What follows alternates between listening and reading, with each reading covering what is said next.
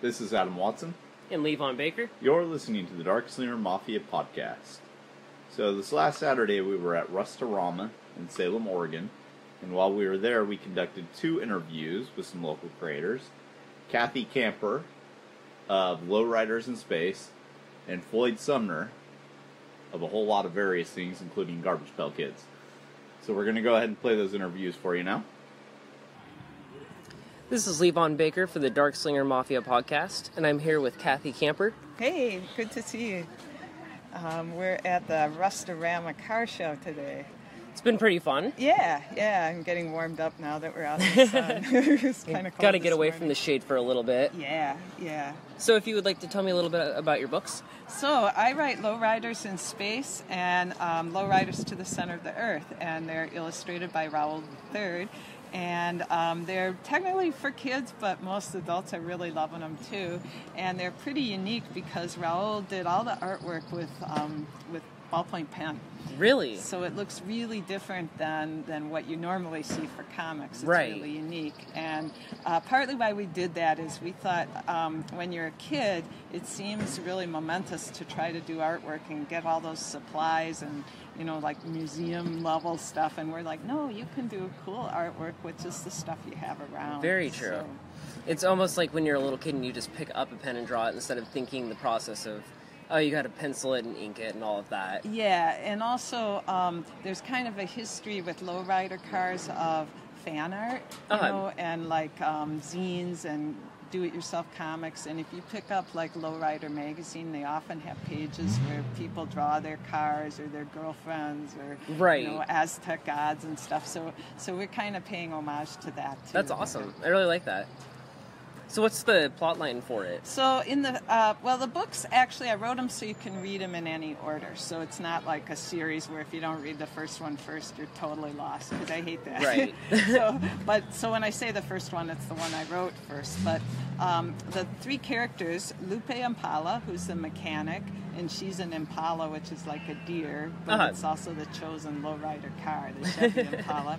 And Illyrio Malaria, he's the artist, the detail artist, and he does like pinstriping with his beak, That's so awesome. Really cool. And Flapjack Octopus, and he buffs out the cars. So the 3 of them, they're working in a car dealership, and they want to enter the Universal Car Competition, but all they got is this beater car. Right. So they put together with car parts, but by accident they use rocket parts in the engine. So when they start the car, it flies them into outer space, and their car gets detailed by outer space.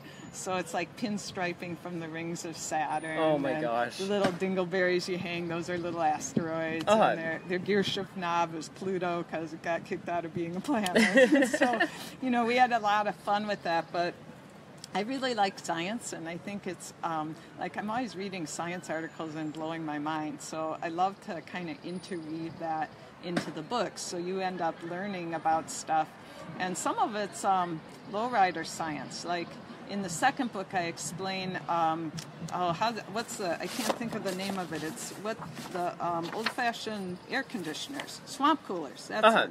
So I explain how it works, and there's a cutaway drawing. Like here's how the science of a swamp cooler works, and I just think that's how you remember stuff like that. Right. It's like if it's a textbook, you're like, oh, boring, but right. But a comic book, it's a whole different situation. Yeah. So in the second book, it's kind of a road trip, because once you got the car, you got to go for a ride, and their cat goes missing. So the characters take off, and they end up in the underworld, and they meet Mictlantecuhtli, the Aztec god of the dead, and La Llorona and Chupacabra, a lot of the Mexican kind of ghosts or monsters, I guess. That's and awesome. A lot of that was because kids just told me that's what they wanted to read about. So, throw them in there. So, and then the third book comes out October 2nd, and that's called Blast from the Past, and it's how the 3 characters met when they were kids. So how they have like the little Muppets or little Archie. We thought it would be fun to do that.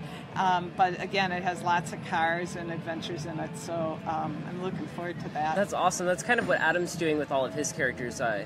He's got the mini slingers going, and it's going to be, I think the first issue starts with Christmas, but it's like a Calvin and Hobbes style comic that draws all of the characters in from the universe, like even though they have completely nothing to do with it. Yeah. But it's pretty cute, and that looks like it's something that I would definitely show to my son. I'm going to pick up a couple of those when I come back over to the I table. was really happy. Our publisher publishes them simultaneously in paperback and hardcover.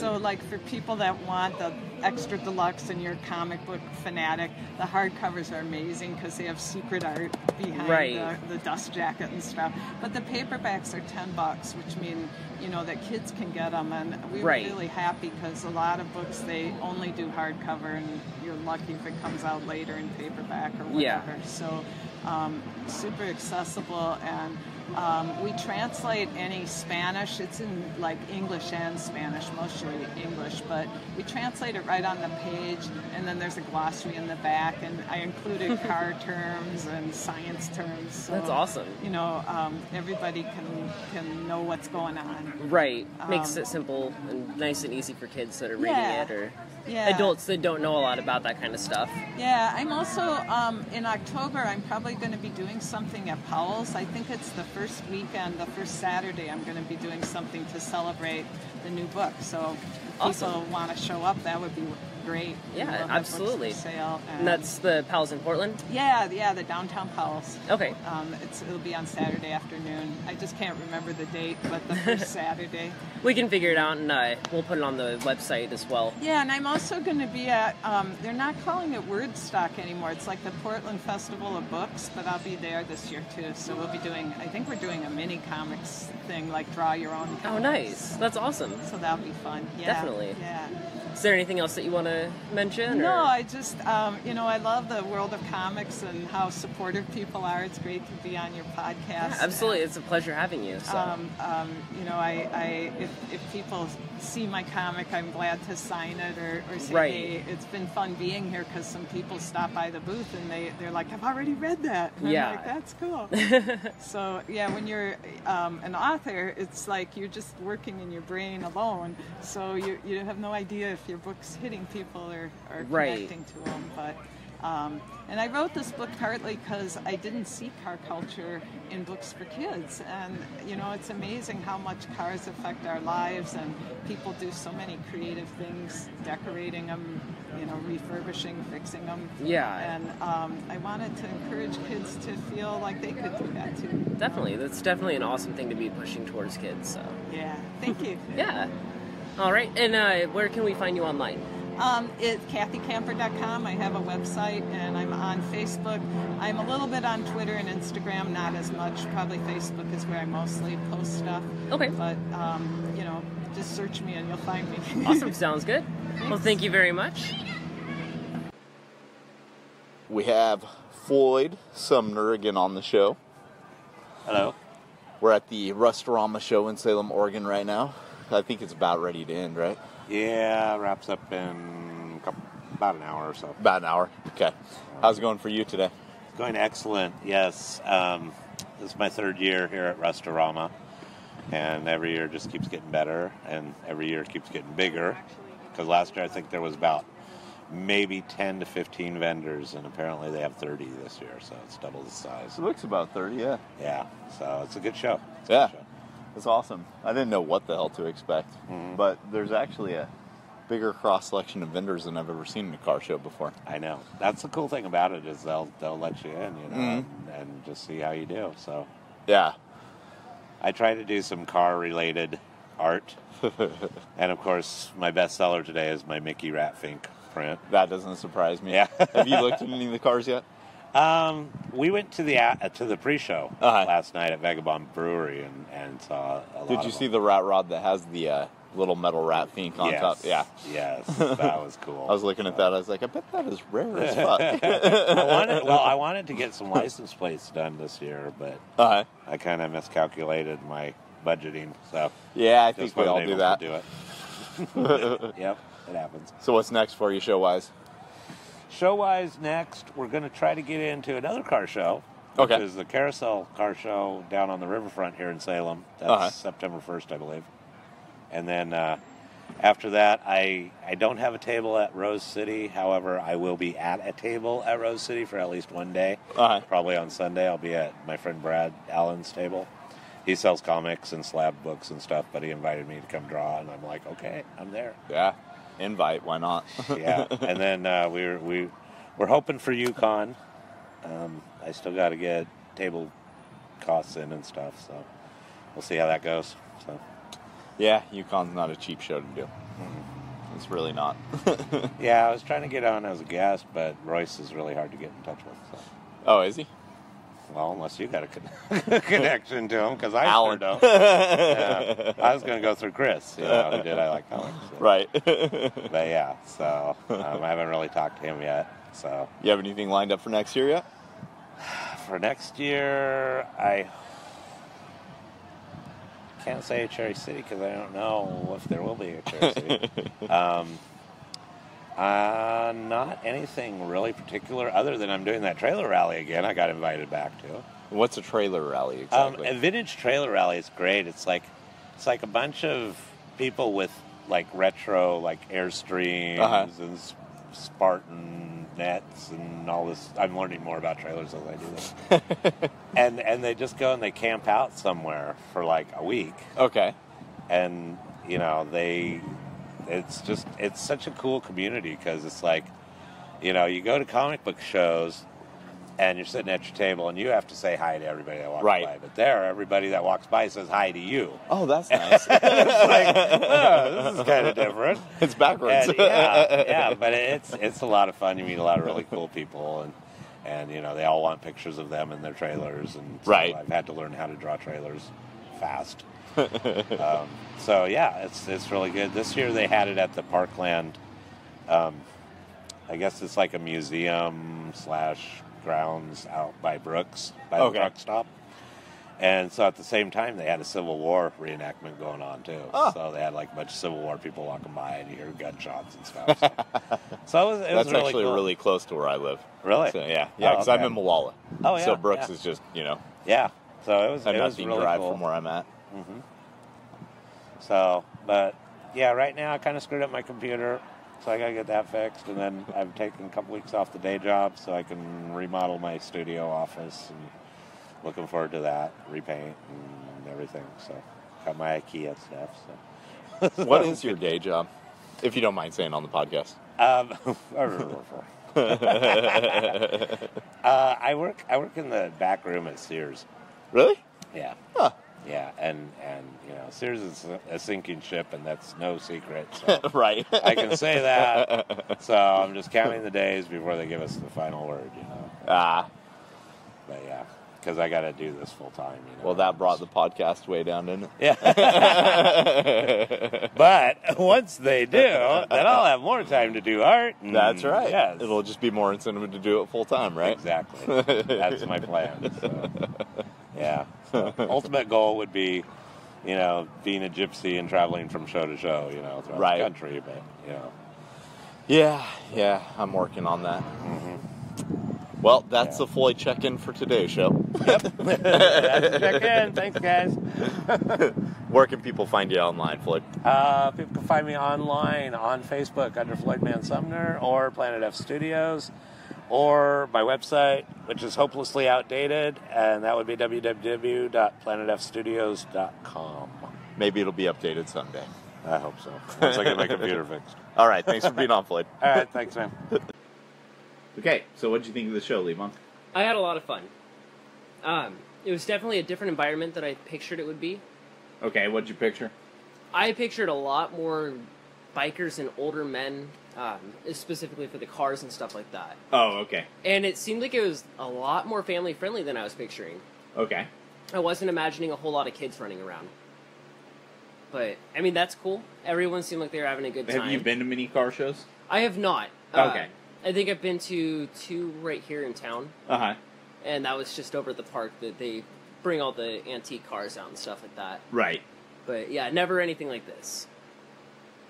I knew basically what to expect because I had looked at pictures of it online on Floyd's Facebook page in the past. Uh-huh. So I knew that this was roughly what it was going to be like. I thought it was a pretty fun show. We made just shy of what we put in the table money, which I actually think is pretty good, because when you do a show that you're totally experimenting with, you have no idea if you're going to make even $1. And it's not like this is a Comic-Con. Right. This is a car show. So, some of the cars there were pretty badass. There were a lot of rat rods there, and I like that. Yeah. I like those at times more than I like the fully restored things. So, there's some pretty badass looking stuff there, and some stuff that was just neat. It was like old school bus from, I think the guy said 1935. Really? And, yeah, it was badass. It's just this little tiny thing that had 2 bucket seats in the back that didn't go horizontal with it. It was like they were lined up against the walls. Really? And you let the kids go in there. That was pretty neat. That's definitely cool. Yeah, you didn't get a chance to go out and actually look at anything, did you? I walked through it as I was leaving to go down to Walgreens. Mm-hmm. But other than that, I really didn't get to stop and look around. Right. I was more concerned about getting out, getting our drinks, and getting back without dying in the heat. Yeah. And then helping run the table, so. Right. So I would definitely think about doing the show again. I don't know if I would skip a year, let it grow just a little bit more, and then do the next year, or if I would just kind of variate the type of things I had there a little bit more. Yeah. I wanted to have some t-shirts and stuff like that ready to go for the show. I just didn't have a chance to actually get any of that done, because everything's been so insane over the last couple weeks. Right. But in any case, I thought it went pretty well, considering.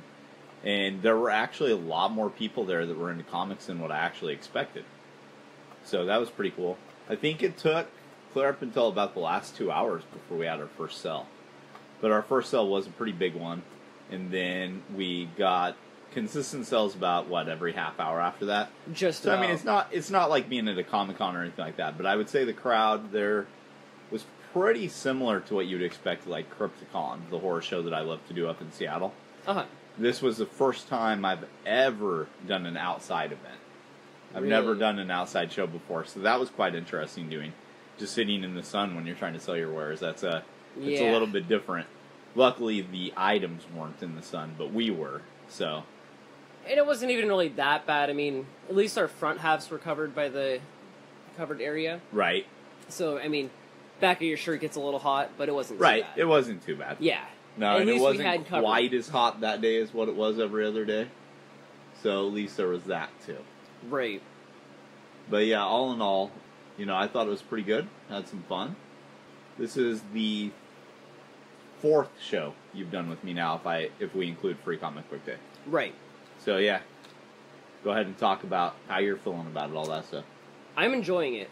It's something I've never done before, and so the last couple shows, getting to be on the back side of the table and talking to people instead of walking up and them talking to me and maybe striking a conversation. Mm-hmm. It's been a lot of fun, talking to people about things that I wouldn't expect them to talk about.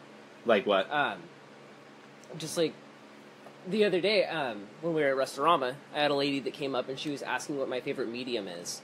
Okay. And so she started telling me about different types of charcoals and stuff like that. Mm-hmm. So I was learning while talking to her. Oh, nice. Because she was another artist. Uh-huh. And I thought that was really cool. She was telling me the different types that she recommends to kind of stay away from. Right. So that was really interesting. It does seem like whenever you set up anywhere, you're always going to have artists come up and talk to you about various things like that. Right. Like, there was a guy that was there that came up and was some sort of 3D artist. I think he said he made masks. Uh-huh. And he was asking us questions, telling us about what he did. He had mentioned something about how it might be beneficial to do, like, a co-op table. Right. At that show next time. And I couldn't tell if he was asking us if we wanted to be in a co-op table with him. But, number one, I'm not really into doing co-ops that much. Right. I used to do a lot of table shares early in my career. But I've kind of outgrown that just because I have too much stuff. Right. To do split tables. Yeah. And number two, if I don't know you personally, I probably don't want to spend all day, like, with you. Right. That's understandable. At the same table, So, but that's just my own kind of personal thing. I know there are a lot of people who will take people up on that kind of offer. Yeah. Especially to save a little bit of money, on the table cost. So. Well, and I think what I was getting out of him saying that was that he said something about trying to figure out if people were interested in doing that in the future. Uh-huh. I wonder if maybe he was looking to see if it was a thing that people wanted to do so that when he does a table the next year, Mm-hmm. because he didn't have a table anywhere. He was just walking around with business cards asking. Yeah. So I'm wondering if maybe he was just trying to see what the experience would be like if anyone was interested, if it was worth actually trying. But, I don't know. He was nice. Oh, yeah. So. Yeah, everybody that was there was actually really nice. Yeah, I don't think I met a single person that was rude. No, I don't think I did either. And Melissa's gender swap lay mime drew in a lot of people there. We printed a very limited run of the poster. I was hoping to have some wood prints or metal prints of it done by then. But when I knew that wasn't possible, I just headed to a digital shop and had them print up some posters. It seemed like that one and the Melissa piece were what everybody were flocking to. Yeah. So, you know, and her artwork got a lot of asks. There was a lot of female interest in those pieces. Definitely. So I actually thought, you know, I knew that the type of crowd that was there would be quite a few females interested in it. But I was actually surprised when there were more females interested in those pieces than what there were males. Yeah. And there are definitely, at least when I was at the table, there were way more females asking about it than males. I had several men come up and talk about it and say that they thought the artwork was cool and stuff like that. Uh-huh. They kind of asked, you know, if the artist was there. They kept mistaking me as the artist. Uh-huh. And I just gave them, you know, the little story of what I was informed about Melissa. Mm-hmm. And then told them the reasoning behind the portraits and all that. And then they'd be like, oh, that's cool. And then they'd walk away. The females that came up and commented, mm-hmm. I don't think I actually sold a single one of those to the men. It was just the females. Yeah. And they were like, oh my gosh, this is beautiful. It looks like something I totally want in my living room or my bedroom. Or bathroom. Yeah, the bathroom. That was an interesting one. But it sold well. So. Yeah, it did. It sold very well. You had mentioned when we were there that we should have our own Darkslinger Mobile. Oh, yeah. I think that would be awesome. To show things there. I think that would be really cool. Hot Rod Betty's tattoo shop was 2 booths down from us. And they had the Hot Rod Betty's Mobile out there. Just being able to just toss all the stuff out of it and have it like be on the side there. Yeah. Plus, if we had something like that, we could put an air conditioner in it and sit inside of it if we wanted to. Definitely. No, I think that would be a lot of fun. You know, just put some hangers on the back of the doors or something and open them up, have t-shirts or signs hanging up. Yeah. Little table for the books. Yeah.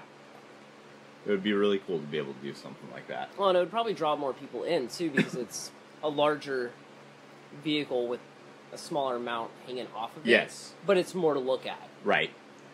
So yeah, I definitely thought my first experimentation with the car show went well. I'm looking to do a whole lot more variations of shows over the next year. Because, you know, I've never been a fan of thinking that you should just sell your comics at a Comic-Con.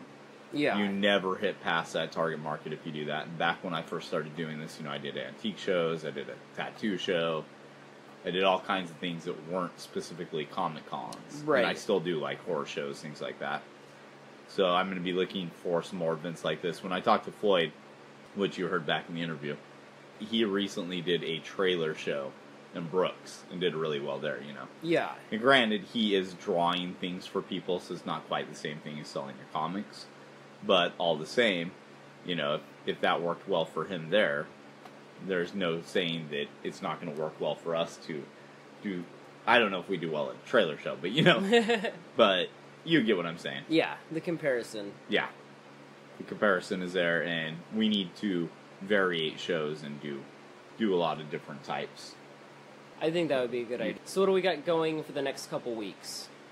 The next couple weeks are just going to be focused on fulfillment of the Kickstarter, getting the new El Bovine Muerte pages posted, hopefully going to find some time to be working on Inspiratu and Little Lame Mime and the Mini Slingers. And besides that, really and truly, I'm just working on eBay listings.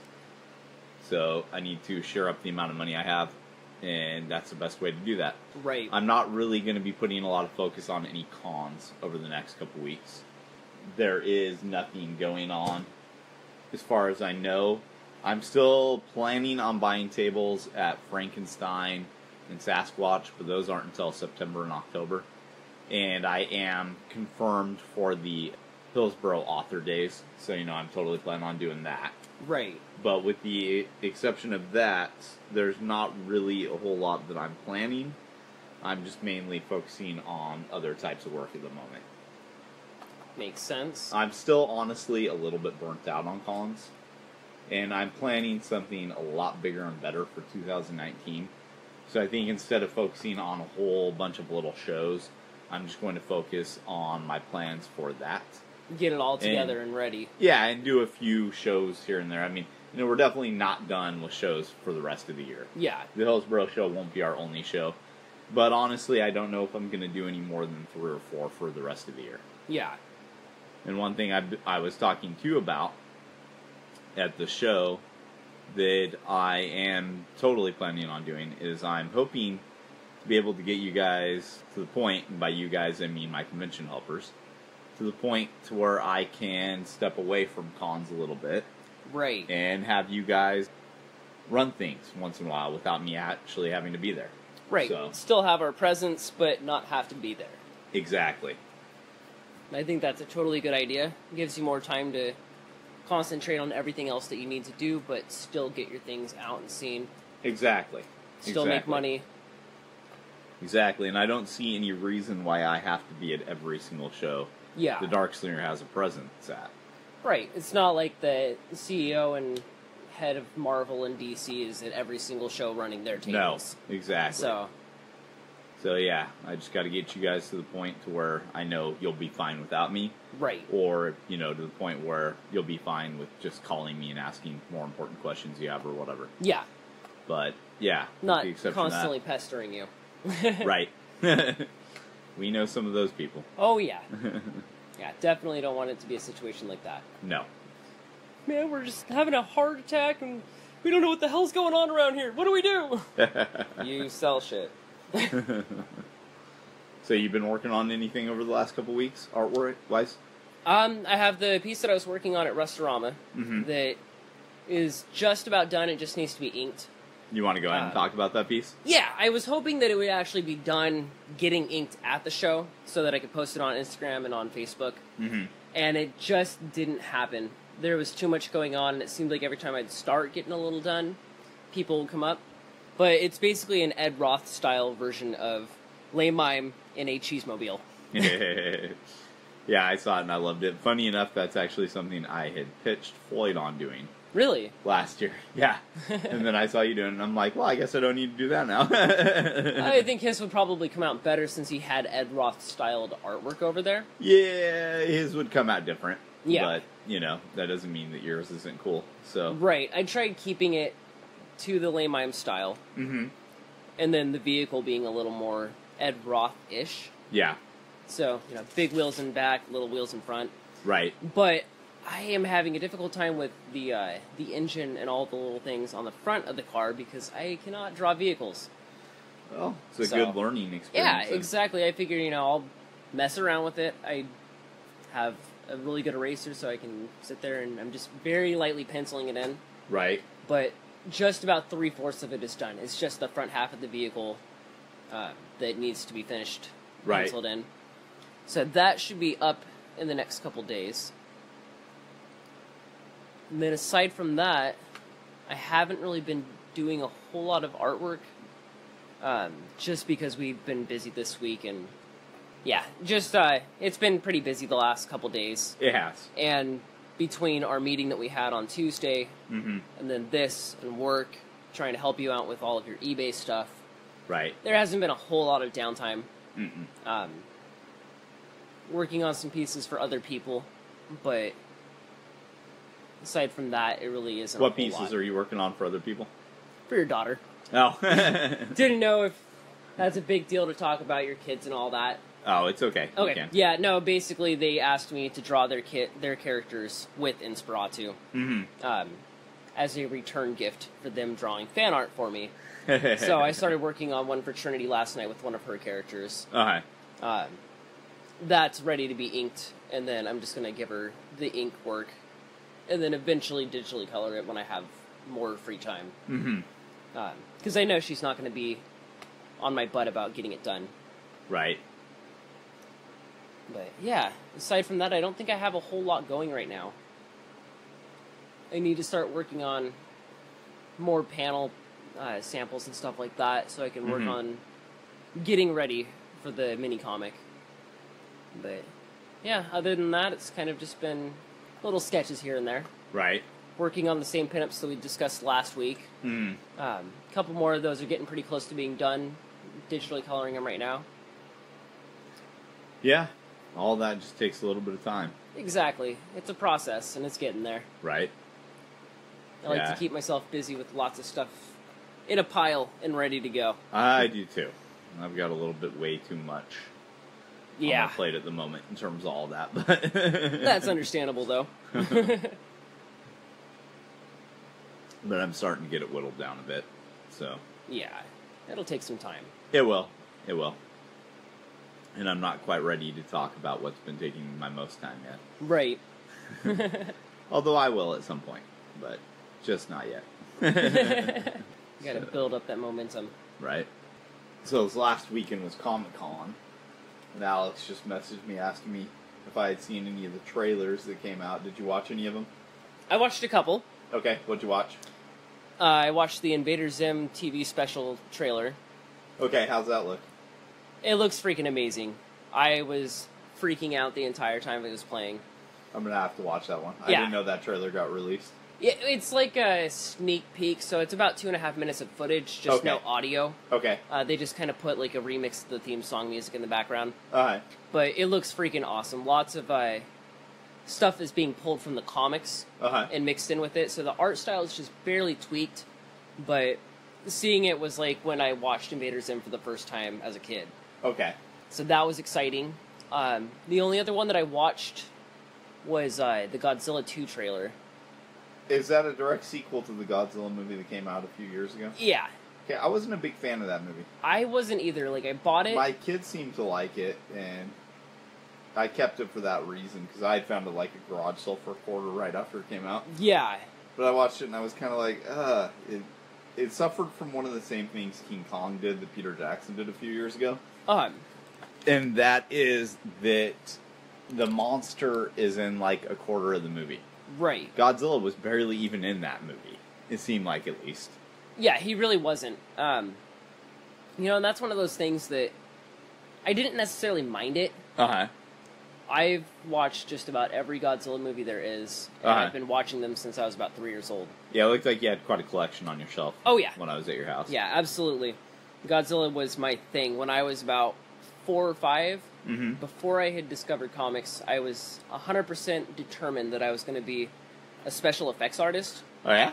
Only so that I could make Godzilla movies, because I wanted the costumes. But, I don't know. The old movies, there is a lot of human dialogue and scenes. There is. But there's still more than about 5 minutes of Godzilla. Right. And the 2014 movie, I just didn't like it. I bought it for like $2 on Black Friday at Walmart. So this is the way it seemed to me. Cloverfield, the first one anyway. Right. Was like a really cool new take on Godzilla, right? Yeah. And then they made a new Godzilla movie, and they're like, hey, you know what would be cool? If we did a new take on Cloverfield. Yeah. That's the way it felt to me. It totally did. And, I think part of it, it's not the design that bugs me, because it sure as hell looks a lot better than, like, the 1998 Godzilla. I like the 1998 Godzilla. I like that movie in a guilty pleasure type way, yeah. I saw that movie in theaters when I was 18. And I actually loved it then, and I still love it now. I watched that with the kids a while ago. Yeah. There are some kick-ass scenes in that. Like, there is. There is some of it that's a little bit Jurassic Park style, but in an enjoyable way. Like, when they're on the elevator and every floor they try to get off on, there's different Godzilla babies. Yeah. On those floors. I love those parts. I think that movie's great. And it actually had a lot of the monsters in it. And for the time frame that it was made, the monster was actually really cool looking. Yeah. It just didn't look like the big fat Godzilla everyone had been used to for years. Right. But anyway, go on. I will say that with that movie, I was 5 when it came out. Okay. And I was obsessed with it. Okay. We bought the movie the day it came out. My parents didn't take me to see it in theaters because they didn't know if it would be too graphic. Well, yeah, you're 5. Yeah. I mean, I was already watching the old movies with blood and crap in it, but right. They were a little more picky about it. But I can see that. I had Godzilla party supplies for my birthday and just about every toy in that line. So, as a kid, I loved it. Growing up, I rewatched it and thought, oh my god, this is shit. Right. Watched it a few years ago, and then I actually watched it a couple months ago when I was having a weird Godzilla kick. I needed to watch a marathon. And it's a guilty pleasure movie. It is so bad, but it's good. I like it. I mean, the new Godzilla... I don't even find it to be guilty. Like, I just straight up admit, I like it. I like it to an extent. The guilty pleasure part is more because I don't like the fact that it's just straight CGI. Okay. I like Godzilla movies to have costumes. I can get that. But that might just be because that's how I grew up watching it. The new one was straight CGI, too. Right, and I didn't really like that. I did watch Shin Godzilla, which was CGI. There was a costume that they made and didn't use. And that one was okay. Okay. It was better than the 2014 Legendary Godzilla. Uh-huh. But it still just wasn't the same. Right. But this new one, I don't know. I've been really torn on it. Okay. It has, I'm going to totally butcher her name. Bobby Miller Brown, I think. Who's that? The girl that plays Eleven on Stranger Things. Oh, okay. I think that's her name. I only know her as 11 off Stranger Things. Yeah. So. I think this is the only thing she's been in. I'm I'm probably wrong about that. Yeah, but you're probably wrong. It's probably you just didn't take any notice of her until she had a big role in Stranger Things. Yeah. She's like the when main I watched girl. it, I noticed that the Will kid was a little mouthy shit in it, you know? Yeah. But I wouldn't have picked him up had I not just watched Stranger Things, you know what I mean? Right. So anyway, go on. Yeah, she's the main girl. I guess the daughter of one of the scientists. Okay. Is what the trailer was making it out to be. And she just looks like 11. Okay. Like, she has, like, longer hair and all that. Right. But it's still the bob cut from, like, the second season. Okay. So it's when her hair's starting to grow back. Yeah. Which makes sense because she actually had her head shaped for that show. So. Right. So, I don't have an issue with that. But the plot line just seems really weird. Okay.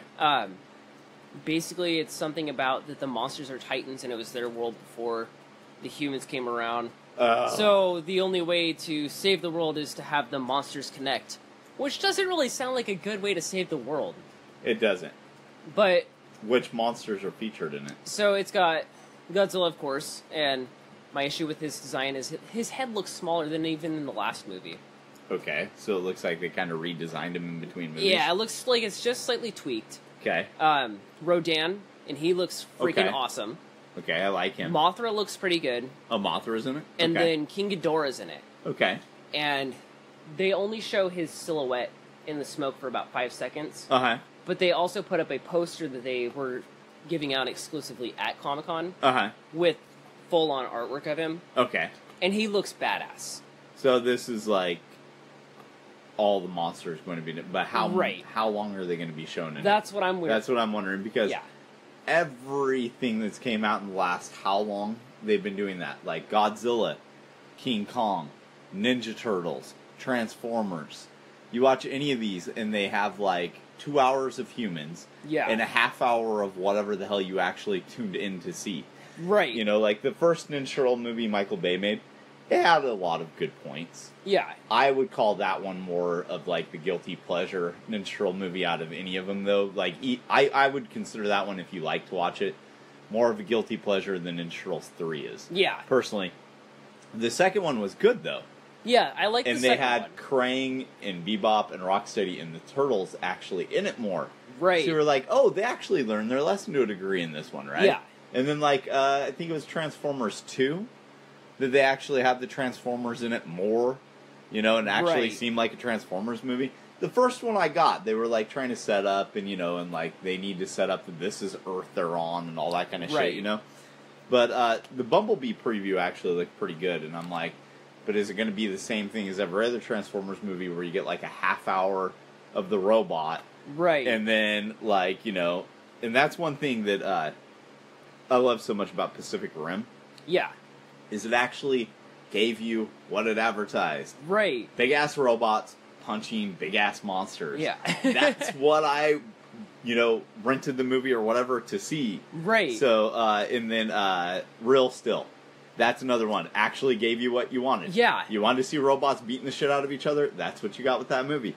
But there are so many of them. Transformers, Ninja Turtles, Godzilla, King Kong, like, you know, on and on and on and on. They're just centering on humans. Okay, I want to see this, but you put this... Why is Shia LaBeouf talking again? Yeah. Oh, God, Mark Wahlberg is in this for like 2 hours. Like, you know what I'm saying? Yeah. So...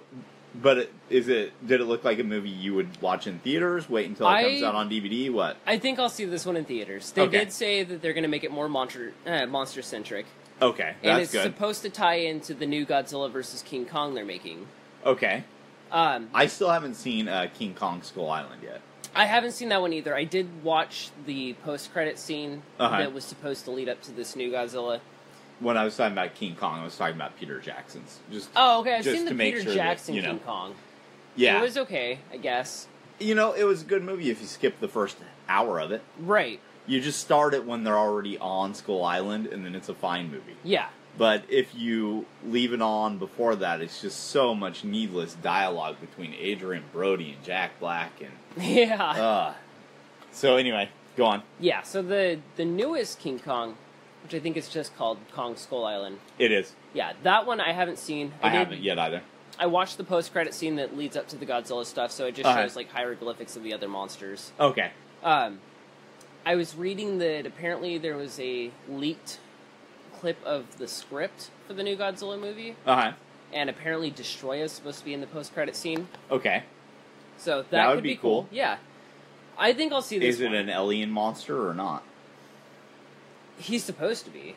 I know he's supposed to be in the old stuff. That's why I'm asking if in these, right, if it'll be an alien monster, or if it's like he's just another one of the you know. Honestly, the vibes I was getting, and this is just my interpretation of it, is that the people that run Monarch are actually aliens. Because if you think about it, every other old Godzilla movie, the aliens come down, they all look like humans, they summon the monsters so that they can save the world, but really they're destroying it. Yeah. I kind of got the feeling that the main female scientist that they kept showing that was talking about how, we gotta save the world, get the Titans together. Right. Nah, I think you're a friggin' alien. Okay, that makes sense. But yeah, aside from those two trailers, I didn't see any of the other stuff that came out from Comic-Con. Okay. I was more focused on toys. Okay, and you said it was Godzilla, and what was the other one? The Invader Zim trailer. The Invader Zim, that's right.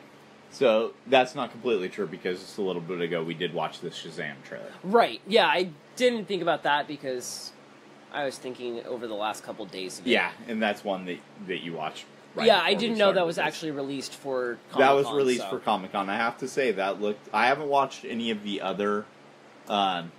trailers that have came out recently, or that came out of Comic-Con. Like, I didn't watch the Aquaman trailer. I didn't watch any of those. I just watched Shazam because everybody kept telling me to check it out. So that's the whole reason I did. But I have to say, it looked fun.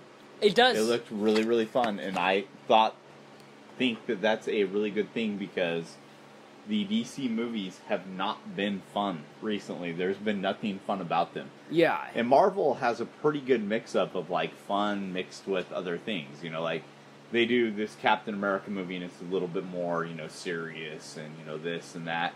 And then they do the Thor movie, and it's all, like, just funny. And there's tons of humor in it, intermixed with serious parts. Marvel does that really, really well, and like Ant-Man was just straight up a fun movie. I actually want to see Ant-Man and Wasp really bad, because I friggin' loved the first Ant-Man movie. Yeah. But as far as most of the DC movies go, I really loved the Batman Begins trilogy. But after that, it was just like, everything had to be so dark. And I get it for like Watchmen, you want something dark. For Batman, you want something dark. But for Superman's a symbol of hope. Why do you have his movie be, like, shot on 8mm, like, you know, and, it didn't work. Superman should be fun. It should be. It should be. But it wasn't. It wasn't at all. Right. As far as Shazam, I actually didn't know he existed clear up until I found the Shazam Goes to Portland that I showed you. Okay, so his name used to be Captain Marvel. Okay.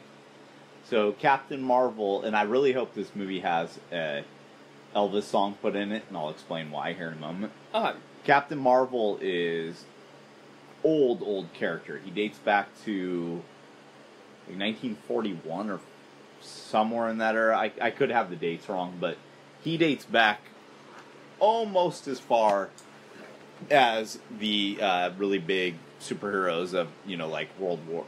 no. Let me start over on that one.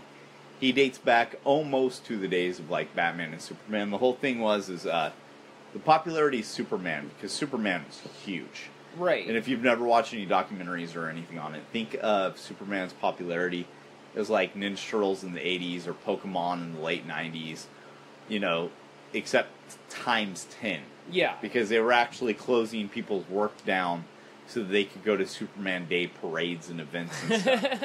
So That's so awesome. Superman was this giant thing. And so all these comic companies that were out there started creating these Superman-style characters. Yeah. So, these guys who wore the same basic color schemes, who could fly, who were invulnerable, who were super strong. Captain Marvel did not belong to DC at this point in time. When he was created as a Fawcett character. So he belonged to this company called Fawcett. Yeah. And he was a bit different because even though he looked like Superman... if you look at the old comics, his face looks an awful lot like Clark Kent's. Yeah.